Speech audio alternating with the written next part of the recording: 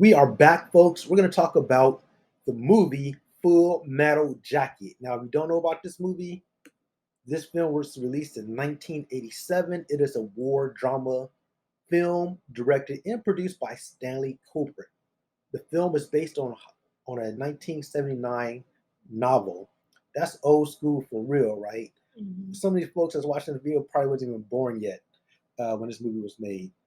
But before we talk about this movie, I did want to bring up, if you don't know, Stanley Kubrick. He's basically like an old school, you know, very one of the best directors ever. He did movies like Eyes Wide Shut, The Shining, Clockwork Orange, A Space Odyssey, Spartacus, and more. But those are kind of like his big movies that he directed.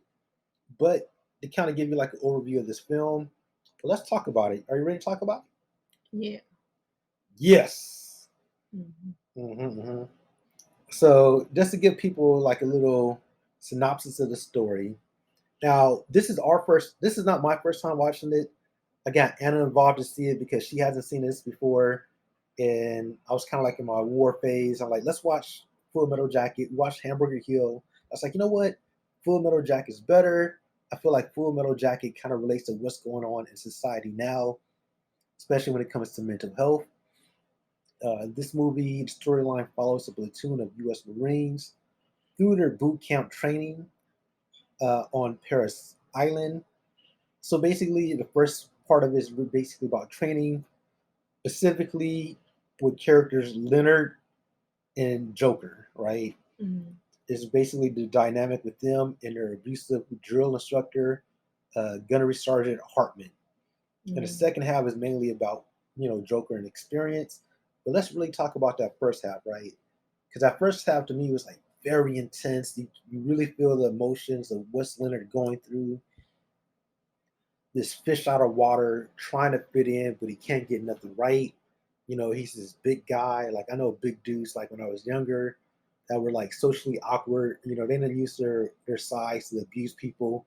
Like he's seeing like little guys punking them, and you're seeing Mhm. this here where he's like the biggest guy in the whole squad, but everybody kind of like looks down on him because he can't get nothing right, and emotional abuse that he goes through, and Joker tries to show him that love and support, and he starts to look towards Joker as like a friend and an ally, and when something goes astray, you kind of see how it kind of turns for the worse in Leonard's story, especially with your favorite character, the general, right? What did you think about that? Watching that, this was the first half of the movie because it's really two movies in one.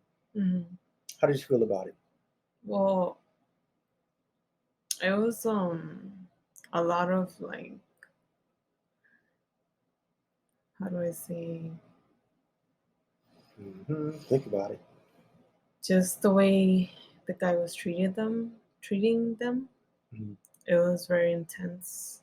Um, but I don't think Joker actually befriended him. He was just following orders because the that one sergeant was telling him, "Well, now you gotta take care of him, and you gotta make him understand." So he didn't really befriended him, from my point of view.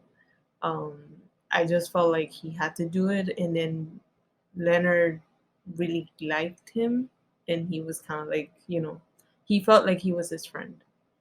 Mhm. But the other guy, like you could see his anger when he didn't do something right. Everybody started beating up on him. He even went 5 times or more hitting him. Like that's how much anger he had against him. Even though he was supposed to be him, he thought he was his friend, but the other guy just didn't. He was just really annoyed and frustrated with him. Um, in the end, like what happens happens, and you know when the more people get to you, it's just they don't know how to talk to people, and they just feel alone and everything, and he just was going through it. It was very intense, like moments. Mm-hmm. It's definitely a very intense movie. You could feel the tension like right off the bat. Like once I put it on, I could tell you were like into it right away. You were like, I got the vibe that you were like got into it Mm, quickly, yeah. and I didn't realize how intense it was. because I haven't seen it in so long. I didn't know it started off so intensely. Mhm. And also the second half to me is like a different movie. Like you kind of go into like a sequel in a sense, right? Because it's not about it's still about mental health, but not really. This is more so like the what's going on in the war. So you get to see what happens out of boot camp. You follow the character Joker. Now I Mhm. don't know how did you feel about his character in the second half?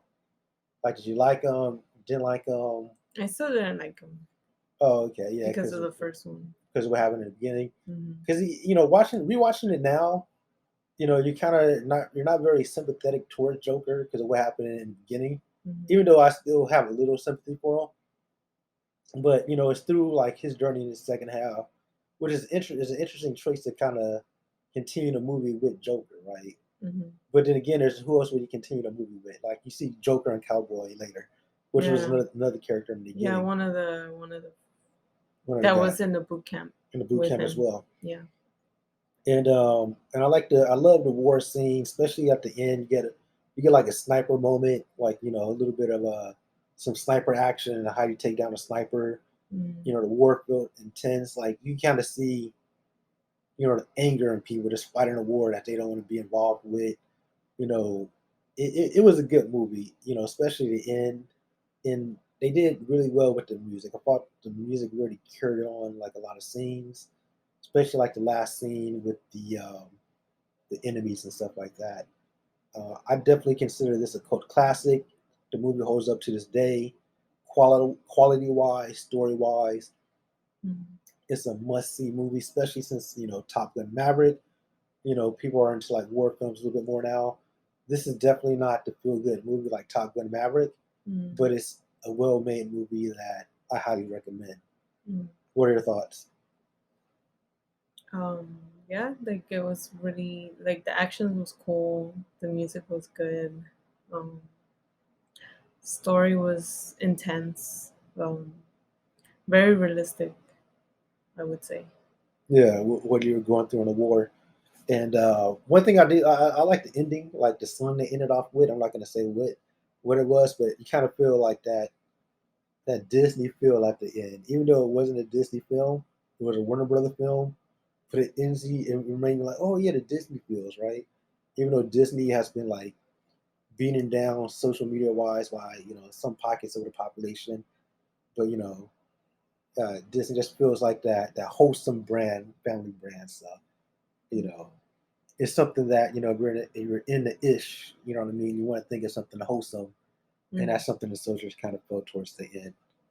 But Mm-hmm. that's my thoughts. Make sure you guys check out this movie. If you've seen this movie already, let us know your thoughts. Do you like it, love it, Mm-hmm. hate it? What are some of your favorite war movies? And until next time, everybody, have a good one. Peace. Peace. Oh, wait. Don't forget to like, comment, and subscribe.